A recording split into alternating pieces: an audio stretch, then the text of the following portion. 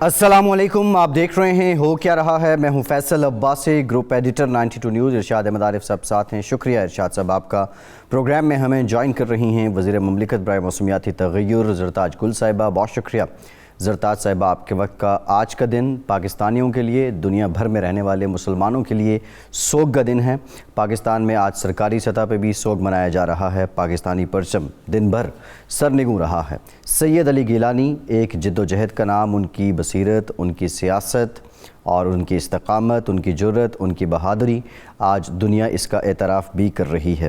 آج کے پروگرام میں انہی کا ذکر کریں گے۔ اس کے ساتھ ساتھ جو بھارت کی جانب سے رویہ اپنایا گیا، ایک حصار کے اندر محاصرہ کر کے ان کی تدفین کی گئی، اس سے متعلق بھی بات کریں گے۔ ارشاد صاحب، الفاظ سے شاید ساتھ بھی نہیں دے رہے ہیں، ان کی شخصیت، ان کی استقامت، ان کی جد و جہد اور سب سے بڑھ کے جو خلا ہے تحریک آزادی کشمیر میں، اس کا پر ہونا کس حد تک ممکن ہے؟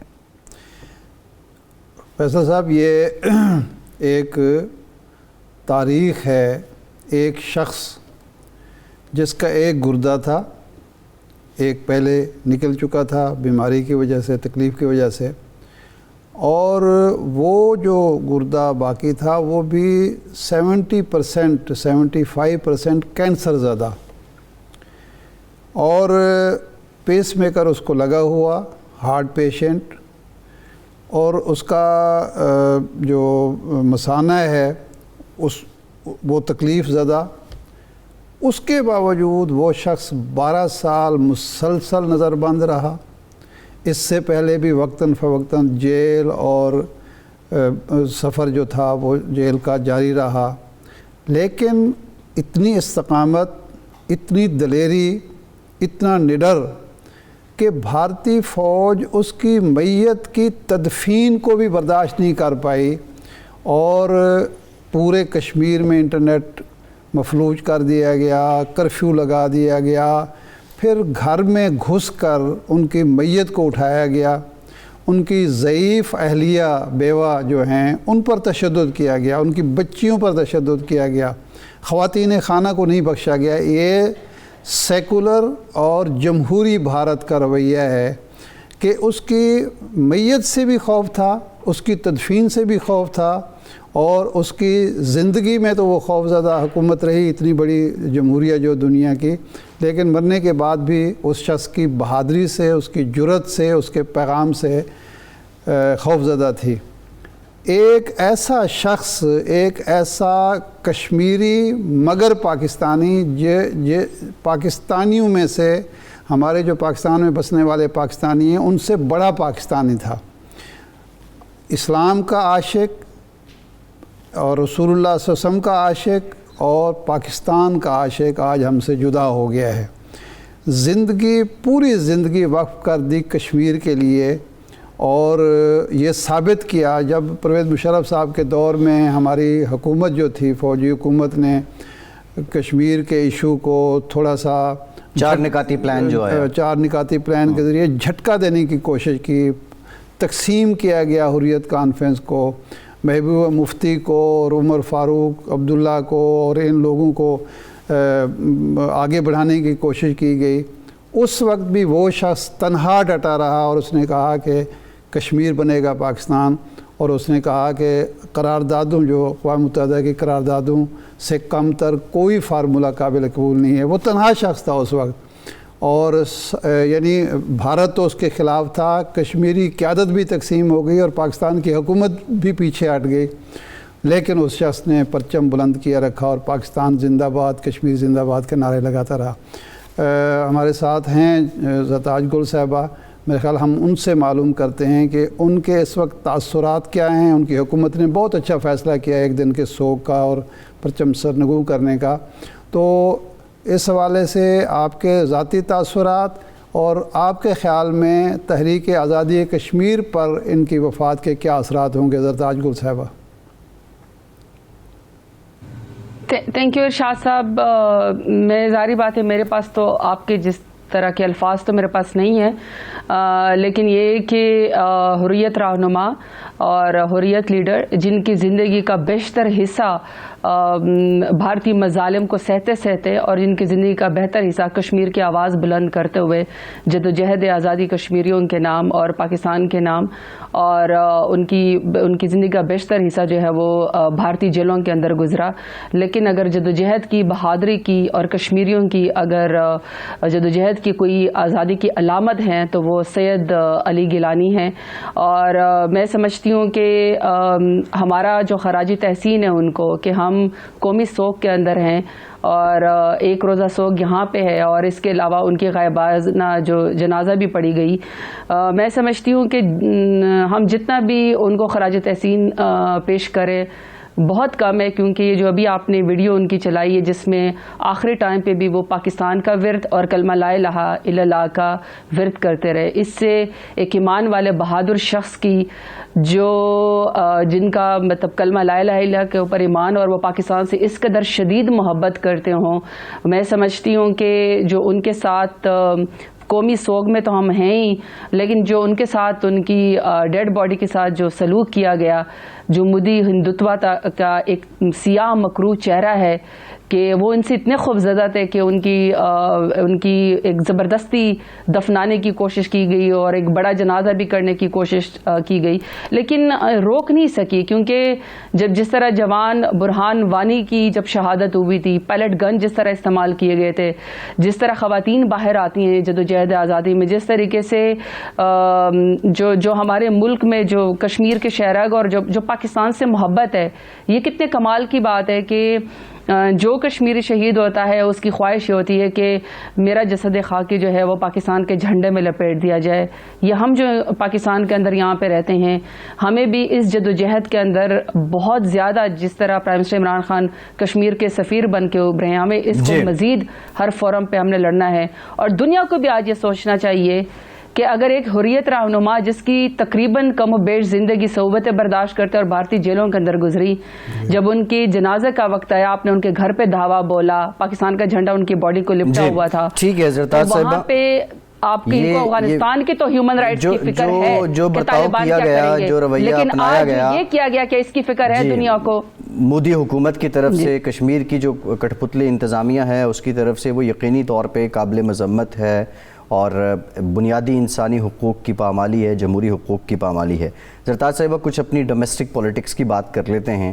نون لیگ کی طرف سے قومی حکومت اینڈ دین قومی مصالحت کی بات سامنے آئی ہے. ویسے تو ان کے جو رہنما ہیں وہ تو ایک ہی بات کہہ رہے ہیں. موجودہ جو حالات ہیں جو خطے کے ہیں اور بالخصوص جو ہمارے نیشنل انٹرسٹ ہیں ان کو مد نظر رکھتے ہوئے آپ اس بات سے ایگری کرتی ہیں کہ کوئی نیشنل ریکنسیلیشن ہو جانی چاہیے اور یہ غیر یقینی صورتحال پاکستان میں، غیر یقینی سیاسی صورتحال، اس کو ختم ہونا چاہیے؟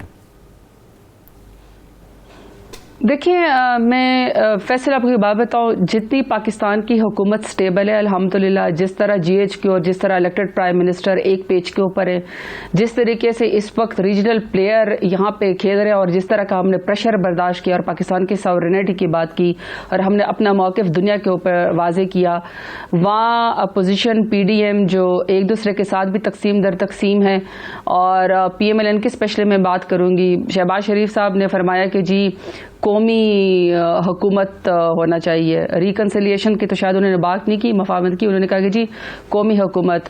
میں یہ لاجک بھی سمجھنے سے قاصر ہوں کہ مجھے نہیں سمجھ آتی ہے کہ جب آپ کہتے ہیں کہ ہم ڈیموکریٹس ہیں اور ڈیموکریٹک حکومت یا ہم ڈیموکریٹک پارٹی جو ہے وہ ووٹ کو عزت پہ بلیو کرتی ہے، تو مجھے نہیں سمجھ آتی ہے کہ جب یہ 2023 میں الیکشن ہوگا اس کا انتظار کرنے کے بجائے کس فارمولے کے تحت کہتے ہیں کہ ہمیں کوئی قومی حکومت بنانی چاہیے. اور اگر قومی حکومت کا ان کے ذہن میں کوئی عجیب و غریب حال ہے اور کوئی فارمولہ ہے تو آدھے سے زیادہ تو ان کے اوپر کرپشن کے کیسز ہیں، آدھے سے زیادہ کچھ چور ہیں، کچھ کے اوپر کرپشن کے کیسز ہیں، کچھ بگوڑے ہیں لندن کے اندر. تو میں یہ سمجھنے سے قاصر ہوں کہ وہ کس قومی حکومت کی بات کر رہے ہیں. اصل میں تو ایک ہی قومی حکومت بنتی ہے اور وہ عوام کے ووٹ کے ذریعے، عوام کی پرچی کے ذریعے بنتی ہے. ان کے پاس اور کون سا راستہ ہے؟ دوسرا، یہ شہباز شریف صاحب تو اپنی پارٹی کے صدر ہیں. جو مریم باجی ہیں وہ تو خود نگیٹ کر دی ہیں کہ یہ جو شہباز شریف کا بیانیہ یہ ان کا کوئی ذاتی ہے، نام مریم اورنگزیب ان کے ترجمان نے اس چیز کو ڈیفینڈ کیا ہے.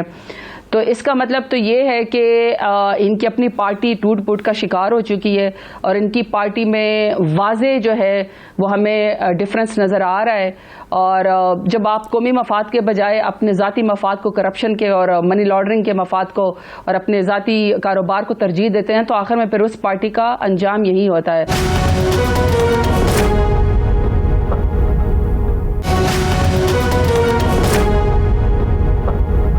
زرتاج صاحب بات یہ ہے کہ قومی حکومت نہ صحیح، قومی مصالحت کی ضرورت تو ہے. دیکھیں نا، آپ الیکشن اصلاحات کرنا چاہتے ہیں، انتخابی اصلاحات کرنا چاہتے ہیں، EVM مشین لانا چاہتے ہیں، اپوزیشن بیٹھنے کے لیے تیار نہیں ہے. تو اس طرح ایک ہے قانون پاس کرا لینا یا آرڈیننس کے ذریعے، لیکن اگر ملک چلانا ہے یا اصلاحات کرنی ہے تو وہ تو اتفاق رائے کے بغیر نہیں ہو سکتے. کیونکہ اگر آپ قانون بنا دیں، EVM لے آئیں اور الیکشن کو پھر بھی ماننے سے انکار کر دیا جائے تو قومی مصالحت میں کیا مذاق ہے کہ آپ بٹھائیں ان کو. EVM پہ تو آپ کے اتحادیوں کے بھی کچھ نہ کچھ تحفظات موجود ہیں. دیکھیں، میں آپ کو شاہ صاحب ایک بات بتاتی ہوں. پہلے ریکارڈ نکال لیتے ہیں نا.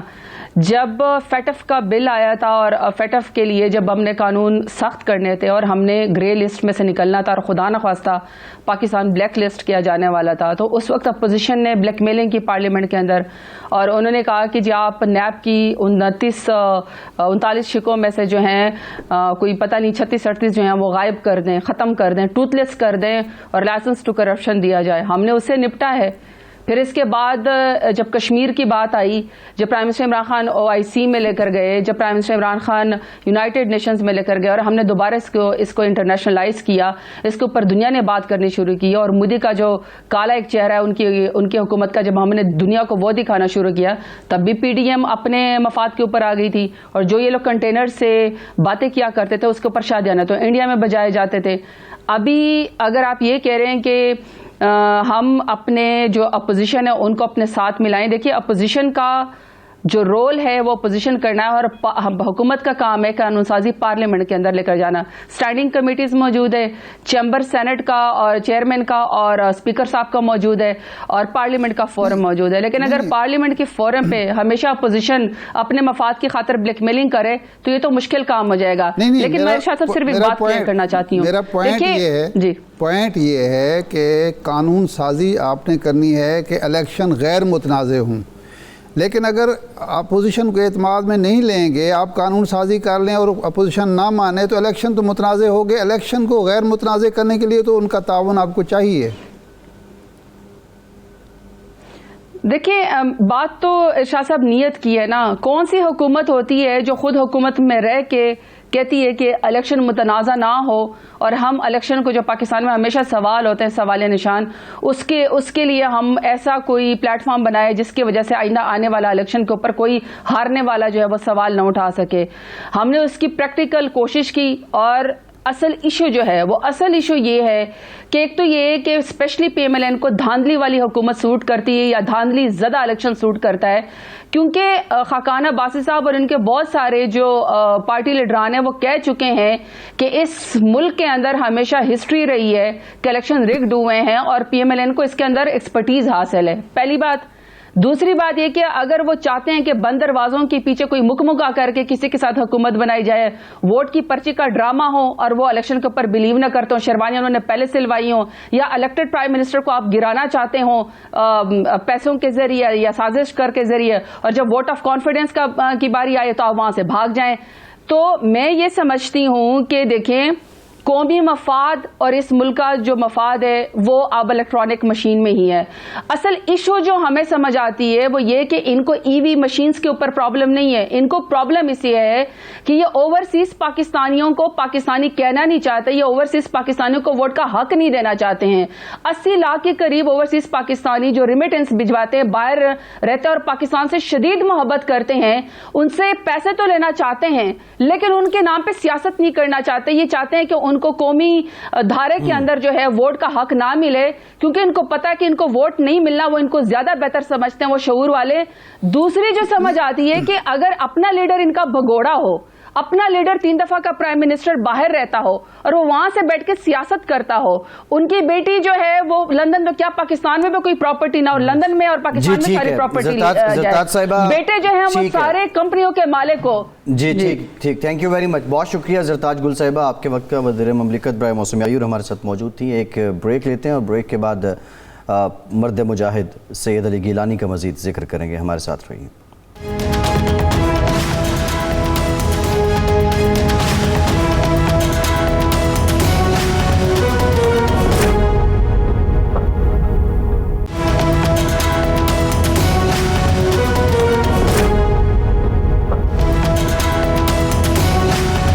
بریک کے بعد ایک بار پھر سے آپ کا خیر مقدم کرتے ہیں. ہمیں جوائن کیا ہے کشمیری صحافی ہیں, سید علی گیلانی صاحب کے داماد ہیں سید افتخار گیلانی صاحب نے. بہت شکریہ گیلانی صاحب آپ کے وقت کا. گیلانی صاحب پہلے تو تعزیت قبول کیجئے, اور دوسرا جو تدفین سے متعلق ہمارے پاس رپورٹ ہو رہا ہے کہ وہاں محاصرہ کیا گیا, ایکچول وہاں پہ حالات کیا تھے, کیا برتاؤ کیا گیا بھارتی فورسز کی جانب سے, سری نگر کی کٹھ پتلے انتظامیہ کی جانب سے؟ بالکل, جب ان کا شکریہ پہلے آپ کا. بہت ہی جو ہے نا میرے لیے بات کرنا جو ہے نا بہت ہی مشکل ہو رہا ہے. ان کی جو ہے ڈیمائس کے حوالے سے یا ان کے وفات کے حوالے سے, تو ویسے تو پچھلے 1 سال سے ہی سب تیار تھے. وہ خود بھی تیار تھے, ذہنی طور پر وہ خود بھی تیار تھے. وہ کہہ رہے تھے کہ ان کو جو ہے آپ کسی طرح سے جلدی وہ پہنچنا چاہتے ہیں اللہ کے حضور. کئی بار کہتے تھے وہ. اور لیکن جس طرح سے آج رات کو ان کی ڈیڈ باڈی کے ساتھ جس طرح کا برتاؤ کیا گیا وہ انتہائی افسوسناک ہے. میرے لیے الفاظ ہی نہیں ہے میں کس طرح سے ان کو بیان کروں.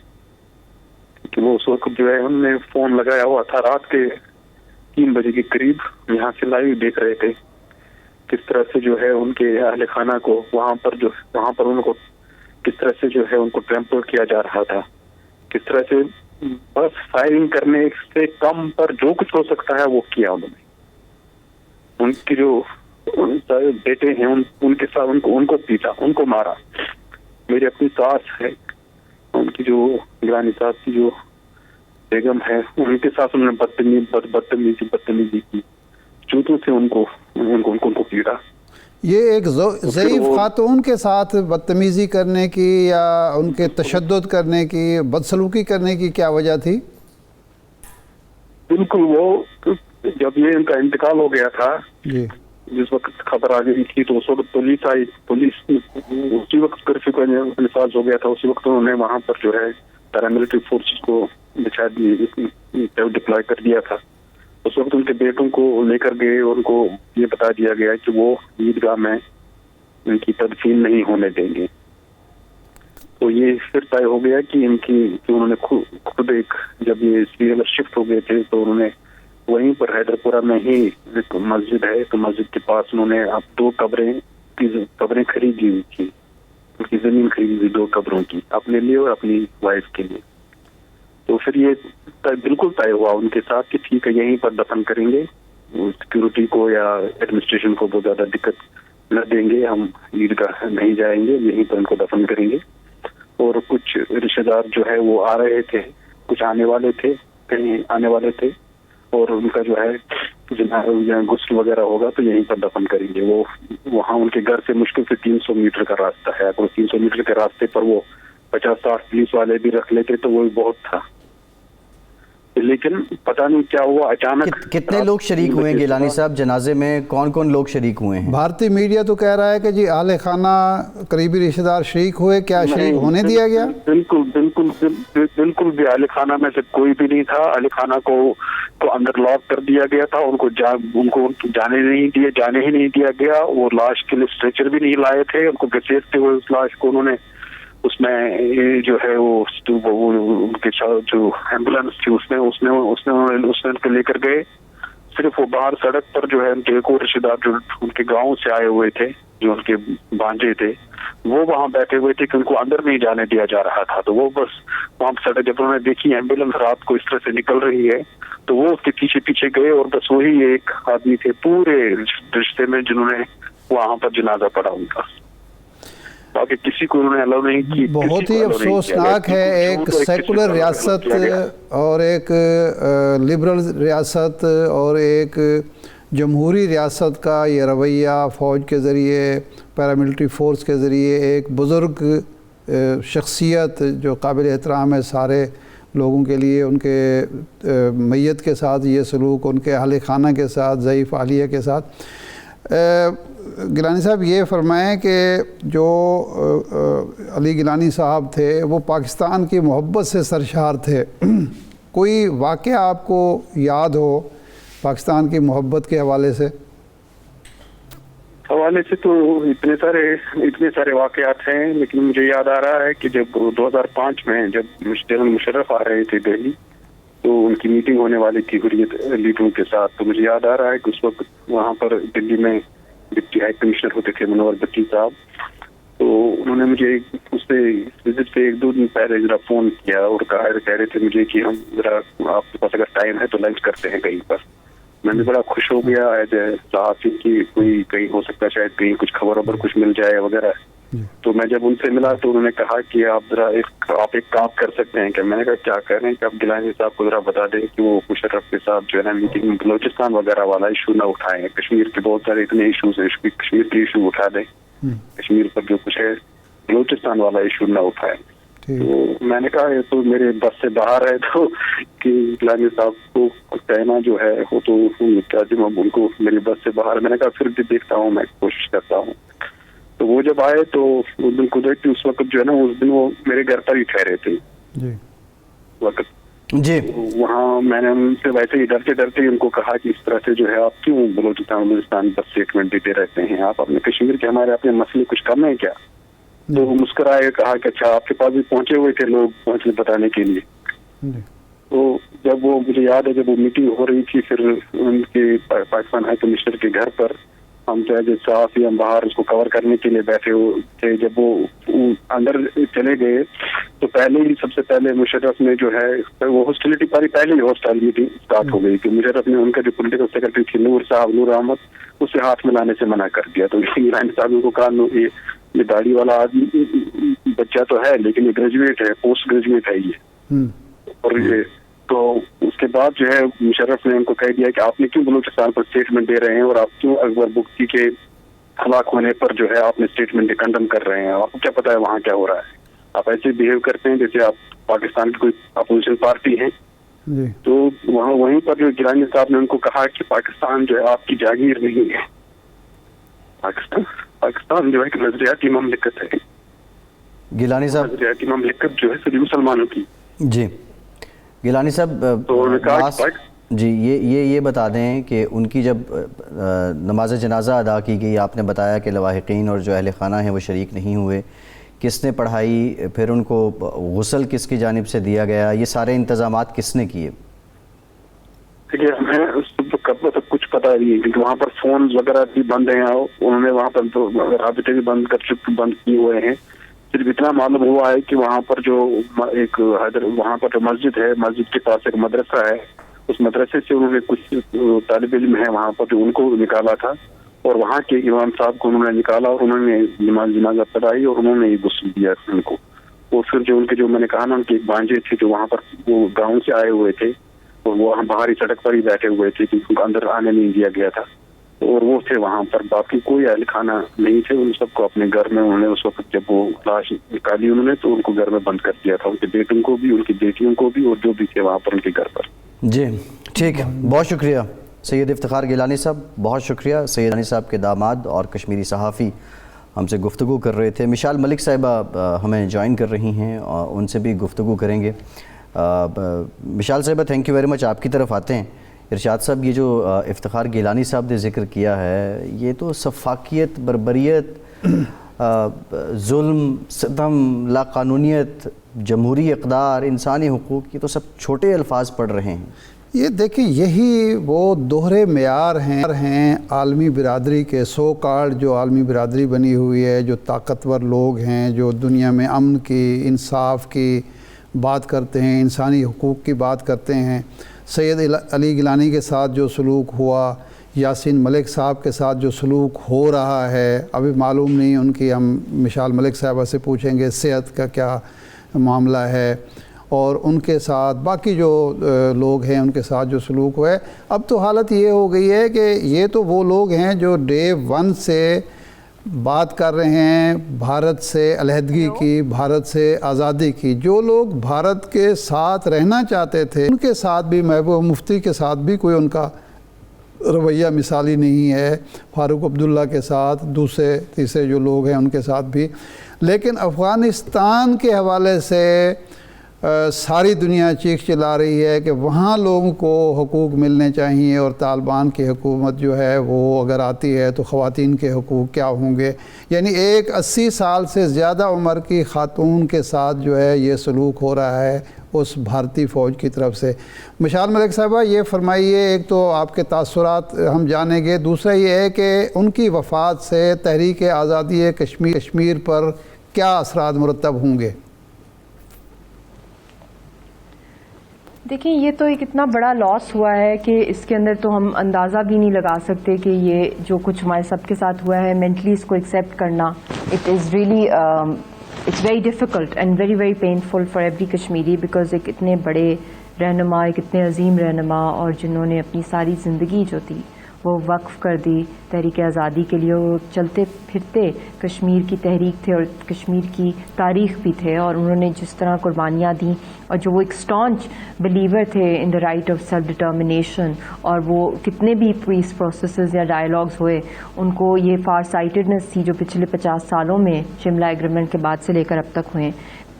ہی نیو کہ انڈیا نے ہمیشہ دھوکہ ہی دینا ہے، تو یہ ان کی ایک اللہ تعالیٰ نے ان کو ایک خاص صلاحیت دی تھی، اور ایک ان کے جو ان کے کرٹکس بھی تھے وہ بھی اس بات کو مانتے ہیں کہ جو ان کا بلیف تھا وہ اس سے ایک انچ بھی کبھی بھی نہیں ہٹے، اور ایک اسٹانچ بلیور تھے اپنے اس نیریٹو کے اندر کہ کشمیریوں نے جو آزادی اور حق خود ارادیت کی تحریک کے لیے جو قربانیاں دی ہیں وہ کسی پیس پروسیس یا کسی نیگوسیشن کے لیے نہیں دی ہیں، بلکہ وہ اپنی آزاد جو کشمیر کو دیکھنا چاہتے ہیں، اور بدقسمتی سے وہ اس خواب کو، ادھورے خواب کو لے کر ہی وہ اس دنیا سے رخصت ہو گئے، اور جس بے رحمی سے ان کو دفنایا گیا، جس طرح ان کی فیملی کے ساتھ جو سلوک کیا گیا، اور ان کو کنفائنمنٹ کے دوران ہی ان کی ڈیتھ ہوئی، اور اتنے سالوں سے وہ ہاؤس اریسٹڈ تھے، اور جو ان کی زندگی میں جو انہوں نے لازوال قربانیاں دیں، اور پھر جوائنٹ ریزسٹنس لیڈرشپ بنایا یاسین صاحب کے ساتھ مل کے، امیر بھائی صاحب کے ساتھ، اور یونیفائڈ وے کے اندر کشمیر کی پرامن سیاسی جدوجہد کو آگے چلایا، اس کی تو کوئی مثال نہیں ملتی ہے۔ مگر جو سب سے تکلیف دہ ہے، ایک تو ان کو کھونا، اور ان کا جو سایہ، جو شفقت کا اور جو ان کی رہنمائی تھی سب کے لیے، کشمیریوں کے لیے، ایک اس سائے سے ہم لوگ محروم ہو گئے، مگر اس کے ساتھ ساتھ جو آخری جو رسومات تھیں ان کی وہ بھی نہیں پوری کرنے دی ان کو دفنانے سے پہلے، جو ان کی وصیت تھی کہ ان کے شہداء کے قبرستان کے اندر دفنایا جائے وہ بھی نہیں پوری ہونے دی، اور اس کے ساتھ ساتھ ان کی فیملی کے ساتھ جو مارا پیٹا گیا، ان کو ان کی ڈیڈ باڈی کو جس طریقے سے گھسیٹا اور کھینچا گیا، اور ان کو جس طرح دفنایا گیا رات کی تاریکی میں لے گئی ہندوستان کی آرمی، اور پورے گھر کو کارڈن آف کر دیا، اتنی زیادہ وہاں پہ ہندوستان کی آرمی کو ڈپلوائے کر دیا گیا۔ تو یہ تو ان کی بکھلاہٹ ضرور ہے، مگر جو اس سے تکلیف دی، جو پین، جو ایگنی، آئی تھنک اس کا تو کوئی الفاظ ہی نہیں ہے کہ جس طریقے سے آپ کو افتخار گیلانی صاحب نے بھی جو بتایا ہے کہ ان کو غسل بھی نہیں کرنے دیا گیا کہ ان کے فیملی ممبرز ان کو کر سکیں، نہ ان کو وہاں پہ جانے کی اجازت دی گئی۔ تو زندگی بھی ان کی جب میں بھی ان کو بند کیا ہوا تھا جیل کے اندر، وفات کے وقت بھی وہ قید میں تھے، اور پھر دفنانے کے وقت بھی وہ ایک قید اور بند کے اندر، ہندوستان کی آرمی نے ان کو مرنے کا بھی جو رائٹ ہے اگر ان کے ہاتھ میں ہوتا تو وہ بھی اپنے کنٹرول میں رکھتے، تو مگر دفنانے کا بھی رائٹ نہیں دیا گیا۔ اثرات کیا مرتب ہوں گے تحریک آزادی کشمیر پر؟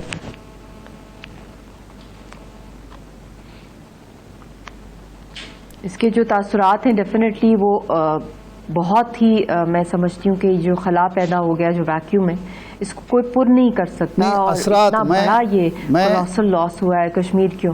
میں اثرات کی بات کر رہا ہوں، ایفیکٹ کی بات کر رہا ہوں کہ تحریک آزادی کشمیر کس حد تک آپ افیکٹ کی کریں، مگر میں اس کی جی بالکل آپ افیکٹ کی بات کریں، مگر اس سے پہلے جو میں بات کر رہی ہوں کہ اس لاس کا ویکیوم بھی کوئی فل نہیں کر سکتا، مگر نیچرلی اس کے اثرات بہت دو قسم کے اس کے اثرات ہیں۔ ایک تو بہت ہی خوفناک ہیں کہ ایک انارکی کی طرف معاملہ جا رہا ہے، کیونکہ کوئی لیڈر ہی ہوتا ہے وہی تحریک کو لیڈ کرتا ہے، یہ دنیا کا قانون ہے، اللہ تعالیٰ کا قانون ہے، اور جتنی بھی بڑی بڑی تحریکیں ریولوشنز چلی ہیں ان کو لیڈرز نہیں چلایا ہے۔ تو ہندوستان کا جو موقف ہے کہ جو ایجنڈا ہے کہ اس پوری تحریک کو لیڈر لیس کر دیا جائے، اور اس تحریک آزادی کے اندر جو ہمارے لیڈرز ہیں جس طریقے ون بائی ون ان کو ایلیمنیٹ کرنے کی جو تیاری ہے، یہ بہت خوفناک سازش ہے ہندوستان کی طرف سے، جو ایک کمپلیٹ سول وار، ایک انارکی کی طرف معاملہ لے کے جا رہی ہے۔ اور دوسری جو بات ہے کہ ڈیفینیٹلی انہوں نے جو قربانیاں دی ہیں اس کی وجہ سے، کیونکہ ایک لیجنڈ تھے اور یہ لیجنڈ صدیوں میں ایسے لیڈرشپ پیدا ہوتی ہے، تو وہ ڈیفینیٹلی ہمیشہ زندہ رہتے ہیں۔ عوام کی طاقت، عوام کے جو جذبات ہیں اگلی نسلوں تک وہ ان کا پیغام جائے گا انشاءاللہ تعالی، اور ہم ہوں یا نہ ہوں، مگر جو خواب تھا آزادی کی تحریک کا کہ ایک آزاد ہوگا انشاءاللہ تعالی کشمیر، وہ ایک کشمیریوں کی جو آزادی کی تحریک ہے اور ہمارا ایمان کا حصہ ہے کہ شہیدوں کی قربانی کبھی رائے گاہ نہیں جائے گی، مگر یہ جو لاس ہے جو میں کہہ رہی ہوں یہ کہ ریپیریبل لاس ہے، اور ان کی جدوجہد یاسین ملک صاحب کی صحت کیسی ہے؟ یاسین ملک صاحب کی صحت کے بارے میں آپ کے پاس کیا معلومات ہیں؟ یاسین صاحب کی صحت اس وقت بہت پچھلے 2 سال سے ان کو جو تہاڑ جیل کے اندر رکھا ہوا ہے اور ان کو ایک موت کے منہ میں رکھا ہوا ہے، ایک ڈیتھ سیل کے اندر، ان کے اوپر فزیکل اور مینٹل ٹارچر بہت عرصے سے کیا جا رہا ہے۔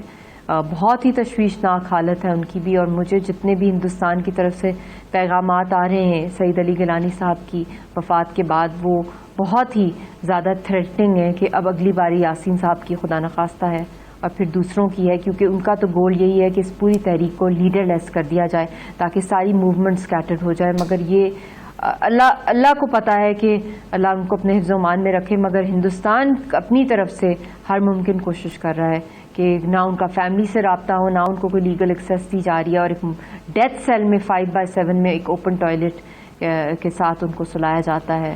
اور آپ وقتاً فوقتاً اسلام آباد میں وائرل ہوئی ہے، آپ وقتاً فوقتاً اسلام آباد میں آواز بھی بلند کرتی ہیں، وہاں بھی یہ عالمی برادری کی طرف سے، UN اداروں کی طرف سے، امریکہ برطانیہ کے سفارتی حلقوں کی طرف سے آپ کو کوئی رسپانس پازیٹیو ملتا ہے؟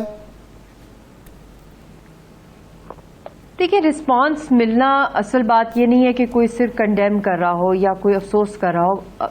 پراپر ایکشن جب تک نہ لیا جائے ہندوستان کے خلاف، کوئی سینکشنز نہ لگائے جائیں، جو اس نے ایک انلیگلی ایک ڈسپیوٹڈ ٹیریٹری کو اندر ڈیموگرافی کو جو وہ چینج کر رہا ہے، جنیوا کنونشن 4 کی وائلیشن ہے، پولیٹیکل پرزنرز لاکھوں کی تعداد میں، لیڈرشپ کو ایلیمنیٹ کر رہا ہے، تو ہم کس طریقے سے پلیبسٹ یا رائٹ ٹو سیلف ڈٹرمنیشن کی طرف جا سکتے ہیں جب لیڈرشپ ہی ایلیمنیٹ ہو جائے گی خدا نخواستہ، جب وہ چیئر ہی ہے وہ ہی خالی کر دی جائے گی، تو اس میں کیسے ہم امیجن کر سکتے ہیں کہ اس معاملے کا کوئی سلوشن نکلے گا؟ جی یہ بڑا امپورٹنٹ سوال ہے مشال صاحبہ، آپ کا بہت شکریہ۔ کسی بھی تحریک کو چلانے کے لیے نیلسن منڈیلا کو بہت شکریہ۔ مشال ملک صاحبہ بہت شکریہ، آپ کے وقت کا تاثرات بھی بیان کر رہی تھی۔ نیلسن منڈیلا کا بھی ارشاد صاحب ہم نے ذکر کیا تھا۔ بریک کے بعد کچھ افغانستان کے معاملات کی بھی بات کریں گے۔ کل جمعے کے روز یہ امکان ظاہر کیا جا رہا ہے کہ کابل میں باضابطہ طور پہ جو افغان طالبان ہیں وہ اپنی حکومت کا اعلان کر دیں گے۔ بریک کے بعد بات کرتے ہیں۔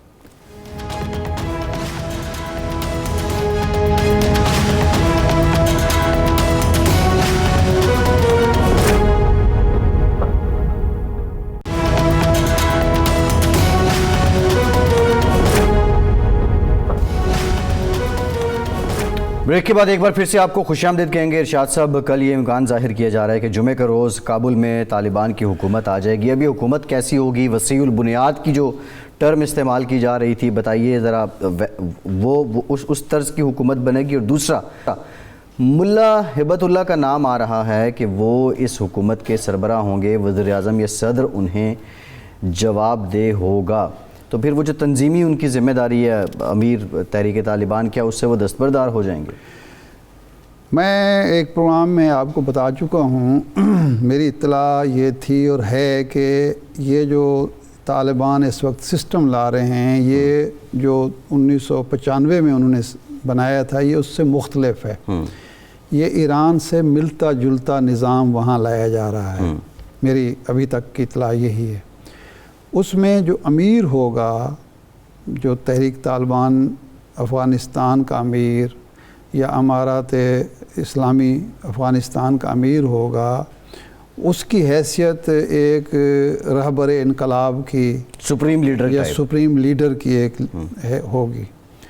جو صدر ہوگا یا وزیر اعظم اگر ہوا، کیونکہ ان کے آئین میں صدر ہے۔ اچھا، ایک تو میں آپ کو یہ بتاؤں جو میری اطلاع ہے کہ پہلے طالبان کا مطالبہ تھا کہ نیا آئین بنایا جائے گا، جی، لیکن مجلس شورا جو ان کی منعقد ہوئی ہفتہ اتوار پیر کو، اس میں میری اطلاع کے مطابق وہ طے ہو گیا ہے کہ آئین کو ختم نہیں کیا جائے گا، اسی آئین میں کچھ ترامیم کی جائیں گی۔ اشرف غنی والے آئین میں جس کے تحت اشرف غنی صدر تھے، ہاں جس کے تحت اشرف غنی تھے، جس کے تحت حامد کرزئی تھے، آئین میں تبدیلیاں کی جائیں گی جی، اس نوعیت کی جو طالبان کی ریکوائرمنٹ ہے یا قوم کی ریکوائرمنٹ ہے، لیکن اس کو ختم نہیں کیا جائے گا۔ نئے آئین بنانے کا میرے خیال ہے اس وقت ارادہ ترک کر دیا گیا ہے۔ تو اس کے مطابق اگر صدر ہوا، اور شاید وزیر اعظم بھی اگر ہوا، رئیس الوزراء میرے خیال وہ صدر ہی ہوگا، تو وہ ہوں گے حکومت کے سربراہ، لیکن جواب دہ وہ خود بھی پارلیمنٹ کے علاوہ یا مجلس شورا یا سپریم کونسل یا لیڈرشپ کونسل کے علاوہ اپنے امیر کو بھی ہوں گے۔ جی، ایک تو اس سسٹم کے اندر یہ چیز ڈالی جا رہی ہے۔ دوسرا یہ ہوگا کہ جو 60 رکنی مجلس شورا ہے، جس کو وہ لیڈرشپ کونسل کہتے ہیں، اور 12 رکنی جو سپریم کونسل ہے، اس کا اس طرح سے امتزاج ہوگا کہ جو وزراء اب منتخب کیے جائیں گے یا نامزد کیے جائیں گے، وہ اس 60 رکنی شورا سے لیے جائیں گے۔ جی، دوسرا یہ اعلان تو خیر آ گیا ہے منظر عام پہ کہ جی اب پچھلی جو کابینہ 20 سال میں جو لوگ اقتدار میں رہے ہیں ان کو شامل نہیں کیا جائے گا، وزارتوں میں شامل نہیں کیا جائے گا، لیکن وسیع البنیاد ان معنوں میں یہ ہوگی کہ اس میں ازبک بھی ہوں گے، تاجک بھی ہوں گے، ہزارہ بھی ہوں گے، بدخشانی بھی ہوں گے، یعنی ہر جو ایتھنک گروپ ہے، ہر اکائی کی نمائندگی، ہر اکائی کی نمائندگی اس میں موجود ہوگی، اور یہ ایک عبوری حکومت ہوگی۔ نئے حکومت کا فیصلہ یہ ہوگا کہ الیکشن کرانے ہیں یا جو بھی طریقہ کار کرنا ہے، ایک مستقل حکومت بعد میں وجود میں لائی جائے گی۔ اچھا، اس میں خواتین کا اعلان کر دیا گیا ہے شیر محمد عباس نے کہ جی خواتین کی نمائندگی ہوگی۔ جی، میری اطلاع یہ ہے کہ خواتین جو ہوں گی وہ شاید ازبک، تاجک یا ہزارہ میں سے لی جائیں گی، کیونکہ ان میں خواتین زیادہ ہیں، جو تعلیم یافتہ بھی زیادہ ہیں، اور ان کی ایک نمائندگی بھی ہو جائے گی۔ اس میں یہ جو پنجشیر کا معاملہ ہے، آج جو رپورٹ ہوا ہے کہ جو مذاکرات تھے وہ کسی نتیجے پہ نہیں پہنچے اور وہاں پہ مزاحمت کا سلسلہ جاری ہے۔ اب اگر اس وادی کو دیکھا جائے، اس کو ماضی میں بھی بیرونی امداد حاصل رہی، ابھی بھی جو کچھ لوگ ہیں جو شمالی اتحاد والے جو سوچ رکھتے ہیں وہ اس کو کہیں نہ کہیں کسی نہ کسی حد تک مدد کر بھی رہے ہیں، طالبان کی جانب سے اب کیا رویہ، یہ مزاحمت کب تک چلے گی اور یہ کتنا بڑا چیلنج ان کے لیے رہے گی؟ دیکھیں، ماضی میں اور اب میں فرق یہ ہے کہ اس وقت شمالی اتحاد ایک متحد تھا، اس کو تاجکستان کی حمایت بھی حاصل تھی، ازبکستان کی حمایت بھی حاصل تھی، ترکمانستان کی حمایت بھی حاصل تھی، انڈیا کی حمایت بھی حاصل تھی، امریکہ کی حمایت بھی حاصل تھی، ایران کی حمایت بھی تھی۔ تاجک اب سپورٹ نہیں کر رہے شمالی اتحاد کو؟ اب راستے بند ہیں۔ تاجکستان جو ہے اب وہ سپورٹ کرنے کی میرا نہیں خیال کے پوزیشن میں ہو۔ پچھلی دفعہ شمال مکمل قبضے میں نہیں تھا، جی، اس وقت صورتحال ہے۔ اور پھر خود جو احمد شاہ مسعود کا خاندان ہے، احمد ولی مسعود اور احمد ضیاء مسعود، وہ بھی اس نوجوان کے ساتھ نہیں ہے، تو میرا نہیں خیال کہ زیادہ دیر ٹھیک ہے۔ ارشاد صاحب، پروگرام کا وقت ختم ہو گیا، بہت شکریہ، آج کے پروگرام سے اتنا ہی، اجازت دیجیے۔